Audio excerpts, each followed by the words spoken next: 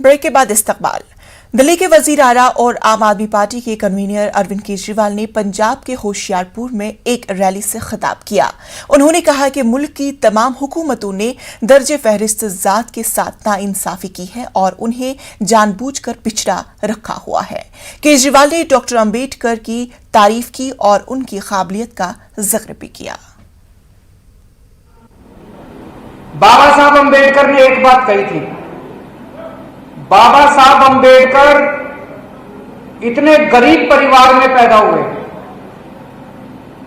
उन्होंने बहुत संघर्ष किया। उनके पास पढ़ने के लिए पैसे नहीं थे, पूरे समाज के साथ उन्होंने संघर्ष किया।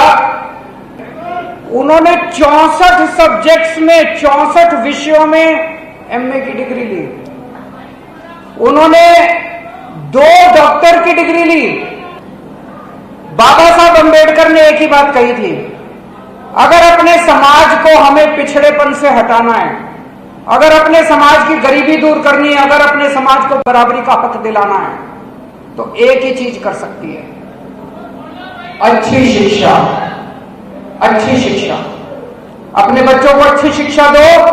अगर हमारे बच्चे पढ़ लिख गए तो सारे समाज के साथ बराबरी का हक लेंगे, गरीबी दूर होगी और सारे सबके साथ हम आगे बढ़ेंगे।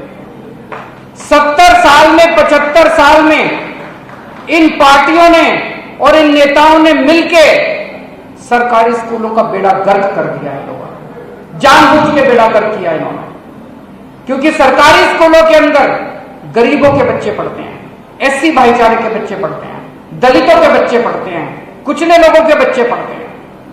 इन्होंने जानबूझ के सरकारी स्कूलों को खराब रखा ताकि ये वर्ग कभी भी आगे ना बढ़ सके।